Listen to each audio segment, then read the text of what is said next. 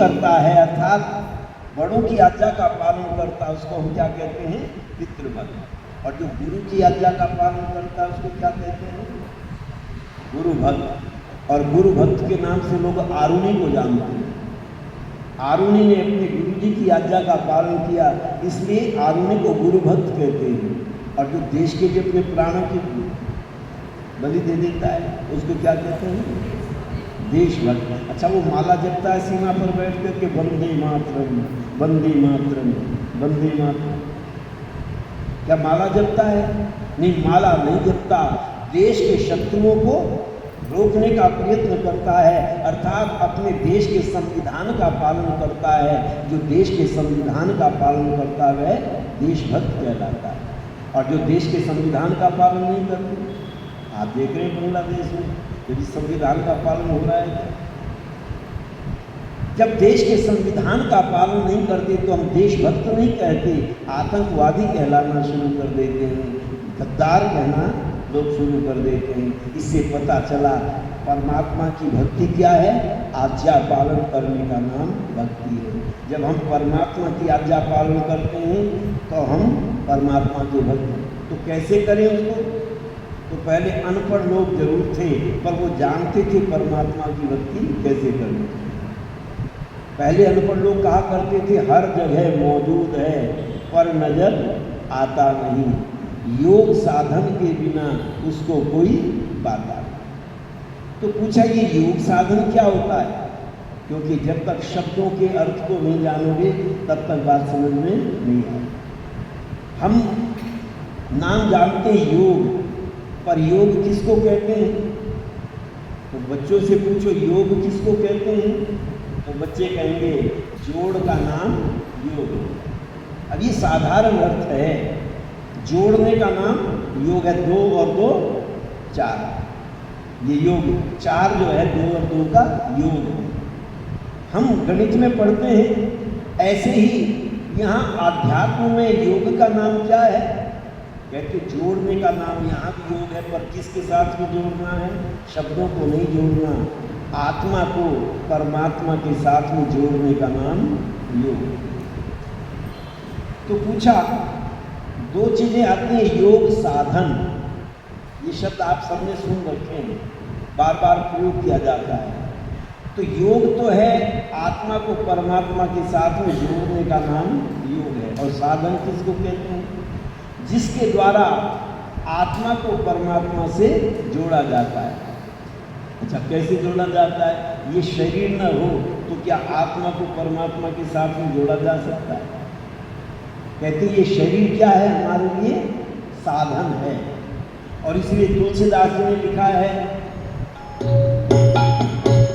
साधन धाम मोक्ष कर द्वारा, साधन धाम मोक्ष कर द्वारा, पाई न देहि पर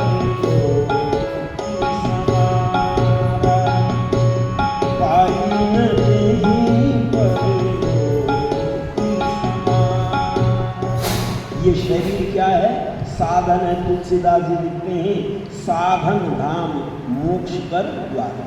मोक्ष प्राप्ति के लिए परमात्मा ने हमको ये साधन दिया है, और इस साधन के द्वारा आत्मा को परमात्मा के साथ में जोड़ा जाता है। और विद्वानों ने लिखा शरीर माध्यम खलु धर्म साधन। ये शरीर जो है धर्म प्राप्ति के लिए अर्थात परमात्मा की आज्ञा पालन करने के लिए एक साधन परमात्मा ने दिया है। और इसी को विद्वानों ने बड़ा सुंदर लिखा है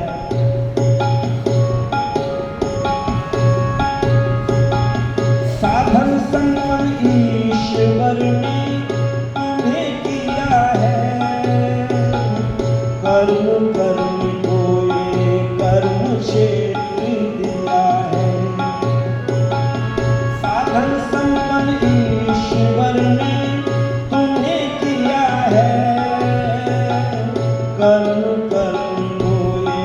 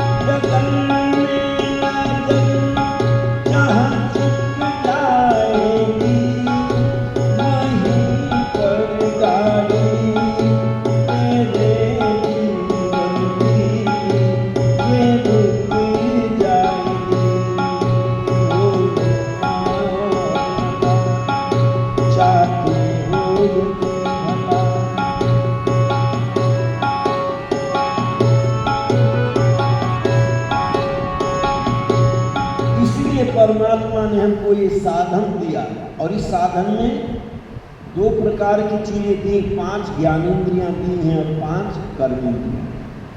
अच्छा, ज्ञानेंद्रियां बचपन से काम करती हैं या कर्मेंद्रियां बचपन से काम करती हैं? ज्ञानेंद्रियां उनको कहते हैं जिनसे ज्ञान की प्राप्ति होती है और कर्मेंद्रियां वो कहलाती हैं जिनसे हम काम करते हैं। ये जो हाथ हैं, ये पैर हैं, ये कर्मेंद्रियां मानी जाती हैं और ये जो आँख हैं और कान हैं, ये ज्ञानेंद्रियां मानी जाती हैं। तो आप देखना, बच्चा जब छोटा होता है, जब उनको संभालने लगे तब उसके सामने हथेली बजा रहे थे, तो हथेली बजते ही वो क्या करता है, इधर उधर को देखने की कोशिश करता है, ये आवाज़ कहाँ से आई। इससे सिद्ध होता है इसको सुनाई आ रही है। और बच्चे की आँख की तरफ को उंगली करो तो बच्चा पलक झपकता है, इससे सिद्ध होता है इसको दिख भी रहा है। और परमात्मा का जो ज्ञान है वो 2 प्रकार से हमको प्राप्त होता है, श्रव्य और दृश्य। कानों से सुनकर के ज्ञान की प्राप्ति होती है और आंखों से देख करके ज्ञान की प्राप्ति होती है। तो हम अपने जीवन में ज्ञान प्राप्त करने के लिए इन दोनों साधनों को देखते हैं, बचपन से काम करते हैं। और कर्म, क्या बच्चा पैदा होते ही बोतल उठा करके दूध पीना प्रारंभ कर देता है? नहीं, बहुत दिनों के बाद में हाथ पैर हिलते हैं, बहुत दिनों के बाद में चलना शुरू होता है। इससे सिद्ध होता है ज्ञानेंद्रियां बचपन से काम करती हैं और कर्मेंद्रियां बाद में काम करती हैं। इसलिए हमारे ऋषियों ने लिखा ज्ञान कर्म उपासना। सबसे पहले ज्ञान प्राप्ति करो और परमात्मा ने जब इस संसार को बनाया तब उसका ज्ञान ही सबसे पहले ज्ञान को दिया। आप कहेंगे कैसे? अच्छा, ये मकान पहले बना या इसका नक्शा पहले बना? नक्शा पहले बनता है, मकान बाद में। अच्छा, नक्शा कागज पर पहले बनता है या दिमाग में पहले बनता है? पहले दिमाग में बनता है। यदि दिमाग में नक्शा है तो हम कागज पर बना सकते हैं, और यदि कागज पर नक्शा बना सकते हैं तो ईंटों से मकान को भी बना सकते हैं। इससे पता चलता है, सिद्ध होता है, हम अपने जीवन के अंदर यदि ज्ञान है तो कर्म करेंगे। इसलिए ज्ञान को पहले प्राप्त करें। परमात्मा ने सबसे पहले मनुष्य के लिए ज्ञान दिया और उस ज्ञान का नाम क्या है? वेद। इसलिए परमात्मा ने वेद का ज्ञान दिया, ऋषि ज्ञान। इसलिए आर्य समाज का पहला नियम लिखते हैं, सब सत्य विद्या और जो पदार्थ विद्या से जाने जाते हैं उन सब का आदि मूल परमेश्वर है। परमात्मा ने ये पदार्थ भी दिए और उसका ज्ञान भी हमको दिया है। इससे पता चलता है हम पहले ज्ञान प्राप्त करें, कर्म बाद में। योग क्या है? यदि इसको नहीं जाना है तो इसका फल उल्टा भी प्राप्त हो सकता है। अच्छा, शरीर आपने स्वस्थ कर लिया, चोर का भी शरीर स्वस्थ रहता है या बीमार रहता है? स्वस्थ रहता है उसका शरीर, पर वो उससे शरीर से क्या करता है? अच्छा काम करता है या बुरा करता है? पता चला शरीर स्वस्थ तो हो, लेकिन इस शरीर के स्वस्थ रखने के बाद में हम क्या करें? तो वेद कहता है श्रेष्ठ तमाय कर्म। हम अपने जीवन में श्रेष्ठ कर्म करें, और श्रेष्ठ कर्म जब करते हैं जब मनुष्य की विचारधारा पहले अच्छी होती है। तो ऋषियों ने कहा शरीर को स्वस्थ हम रखें, क्योंकि योग के द्वारा क्या होता है? योग से रहता स्वस्थ शरीर, योग से रहता स्वस्थ शरीर। ऋषि महात्मा जाने ध्यानी कहते संतपति, योग से रहता स्वस्थ शरीर, योग से रहता स्वस्थ शरीर। ऋषि महात्मा जाने ध्यानी कहते संतपति, योग से रहता स्वस्थ शरीर, योग से रहता स्वस्थ शरीर। पर इस शरीर को स्वस्थ रखने के लिए क्या करना पड़ेगा? सुबह है ब्रह्म मुहूर्त, सिर्फ उठने की जरूरत। सुबह है ब्रह्म मुहूर्त, सिर्फ उठने की जरूरत, चारपाई को छोड़ो और नहीं पूरी सूरत। जो गुण है खुली हवा में, नहीं मिलते हैं दवा में। मैं उठो और घूमो, बातें रखो कहाँ। अच्छी तरह से मत करना वो ताजा ठंडा, योग से रहता स्वस्थ शरीर, योग से रहता स्वस्थ शरीर। ऋषि महात्मा जाने ध्यानी, ऋषि महात्मा जाने ध्यानी, कहते संत कबीर योग से रहता स्वस्थ शरीर, योग से रहता स्वस्थ शरीर।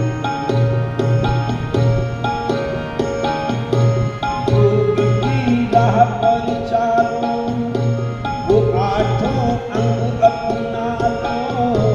योग की राह पर चालो और आठों अंग अपना लो।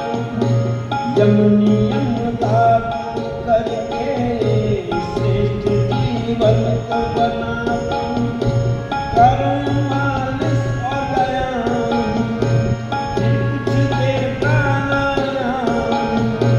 प्रभु का ध्यान करोगे, है होगा मुलायम।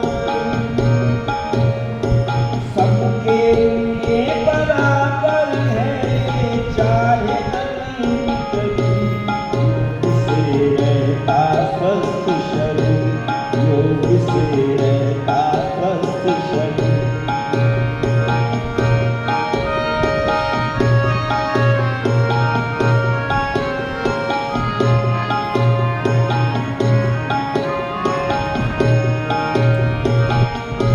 ऋषि पातंजल कहते, द्वंद्व जो तन पर सहते। ऋषि पातंजल कहते, द्वंद्व जो तन पर सहते। सुखी है जीवन उनका, नहीं वो रोगी रहते। सुखी है जीवन उनका, नहीं वो योगी रहते। योग दर्शन है ऋषि का, अमर ये प्रश्न किसी का। योग दर्शन है ऋषि का, अगर है प्रश्न किसी का। काम रख पढ़ कर देखो, है सारा खेल इसी का। सबसे सुंदर मार्ग है दीन, सत्य की खींच लकीर। योग से रहता स्वस्थ शरीर, योग से रहता स्वस्थ शरीर।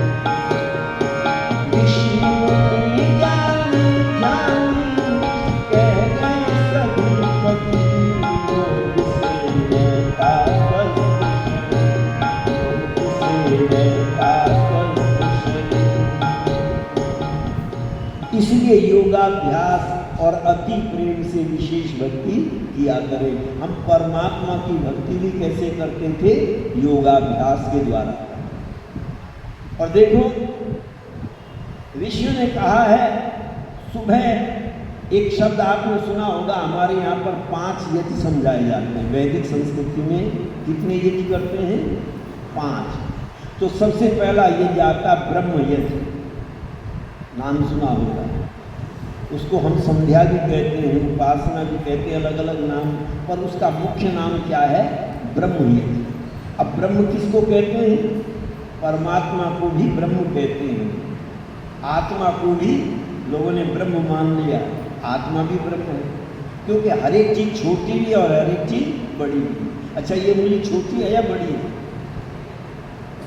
ये छोटी है। जब तक अकेली उंगली है तब तक न इसको हम छोटी कह सकते हैं, न इसको बड़ी कह सकते हैं।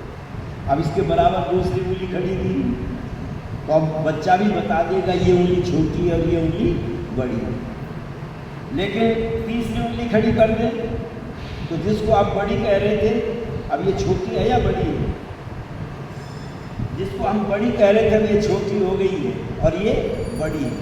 इसी प्रकार से प्रकृति अज है, उसको ज्ञान नहीं है, जड़ है, चेतन नहीं है। पर जीवात्मा चेतन भी है लेकिन अज है, थोड़ा ज्ञान है इसको ज्ञान तो है पर थोड़ा है। और परमात्मा सर्वज्ञ है और चेतन भी है। पता चला परमात्मा सबसे बड़ा है पर प्रकृति से जीवात्मा बड़ा है, इसलिए जीवात्मा को भी लोगों ने क्या मान लिया? ब्रह्म मान लिया, बड़ा है। किससे बड़ा है? प्रकृति से बड़ा है।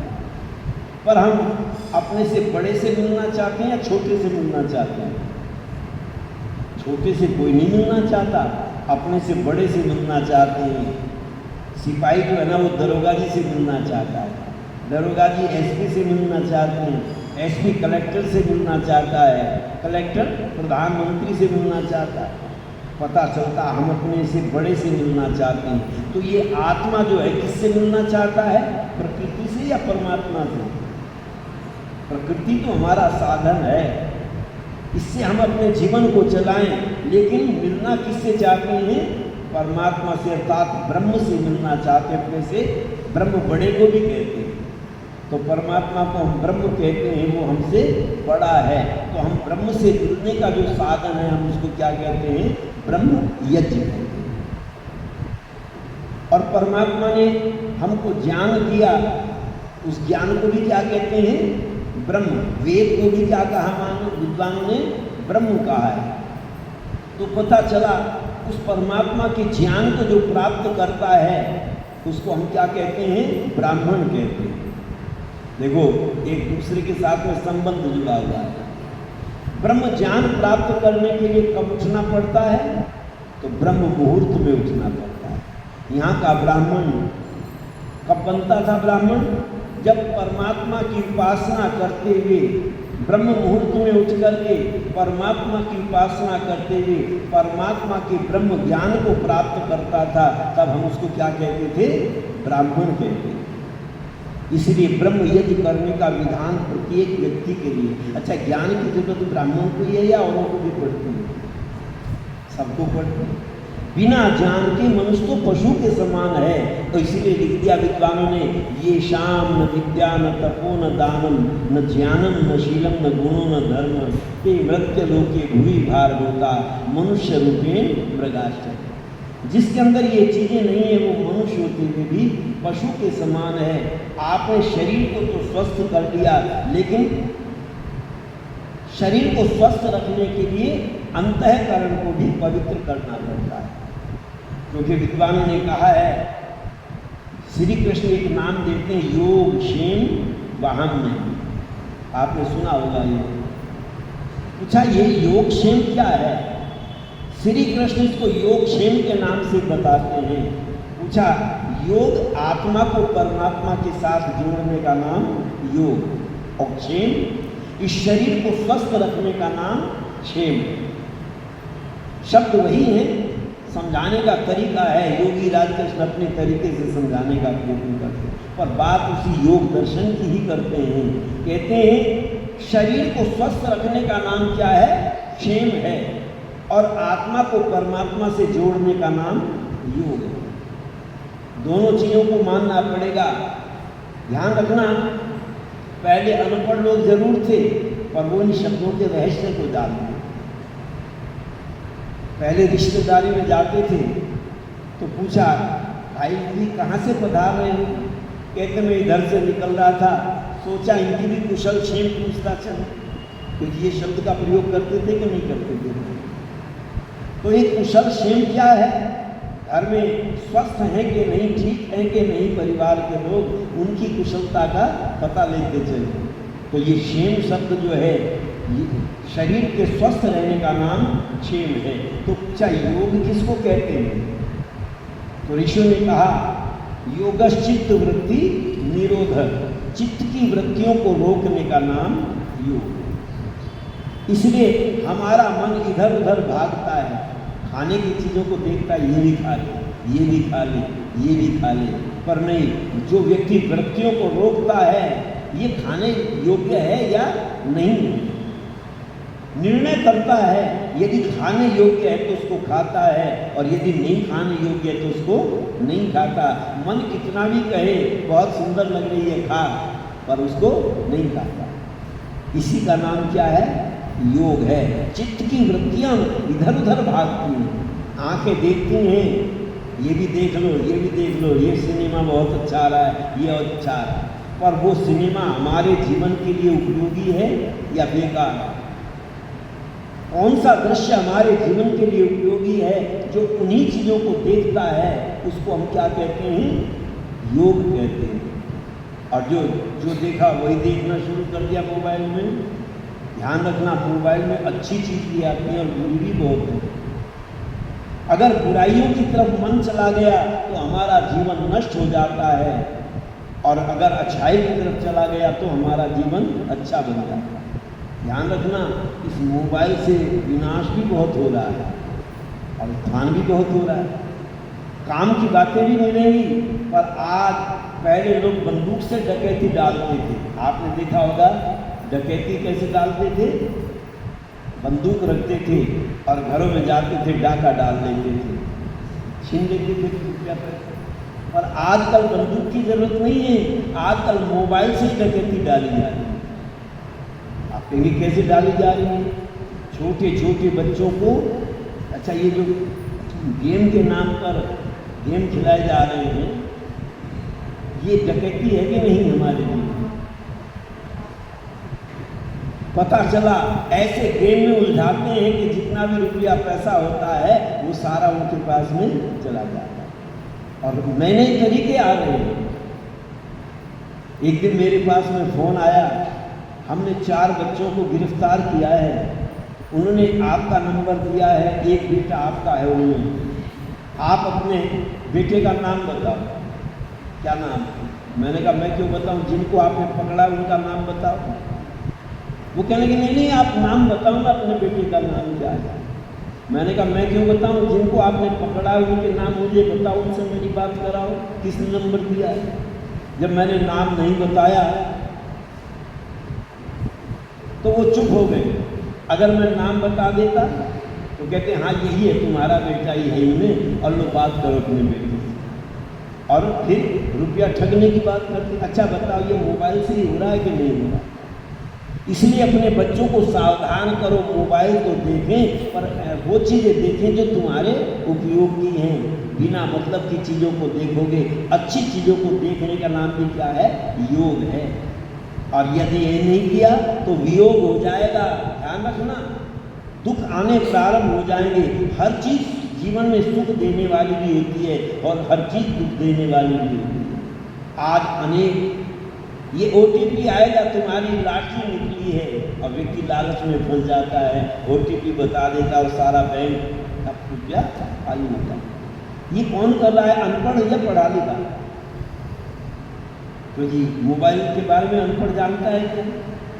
अनपढ़ नहीं जानता, बड़े बड़े पढ़े लिखे और गिरोह बना हुआ है, दफ्तर बने हुए बड़े एयर कंडीशन, और उसमें बैठ करके इस काम को कर रहे हैं। अच्छा बताओ वो योगी हैं? हमारे जीवन के साथ में क्या उपयोगी है ये जानने का नाम भी क्या है? योग है। इसलिए बच्चों को बचपन से हम योग कराते हैं, कौन सी चीज़ हमारे जीवन के लिए उपयोगी है। और आपसे मैं कहना चाहता हूँ, हम अपने जीवन में यदि इस योग को जान लें तो हमारा जीवन धीरे धीरे सुखी होना प्रारंभ हो जाएगा। क्योंकि समय बताया नहीं था मुझे, तो आपको योग भी करना है, तो ज़्यादा लंबी चर्चा मैं इस बार नहीं करता, फिर कभी समय मिलेगा फिर आपके बीच में चर्चा करेंगे। आपने सुना हम ये योग क्या है, बस एक 2-4 कड़ी के द्वारा आपको और बता दूं। ऋषियों ने कहा तत्र अहिंसा सत्यास्ते ब्रह्मचर्या परिग्रहा यमा। सबसे पहले हम बच्चों को क्या सिखाते थे? यम। ऋषि ज्ञानंद कहते हैं जब बच्चे विद्यालय में पढ़ने के लिए जाएं तो आचार्य सबसे पहले क्या सिखाए बच्चों को? यम। आपको भी सिखाया हो जाएगा, और नहीं सिखाया तो ध्यान रखना, यदि यम जीवन में नहीं अपनाए तो शरीर बलवान तो हो सकता है, पर बलवान बनने के बाद भी डाकू बन सकते हो, योगी नहीं बन सकते। जीवन में सुख नहीं मिल सकता कि कहना यम का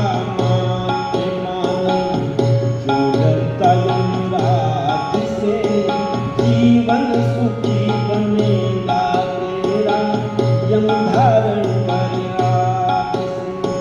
कहना यम का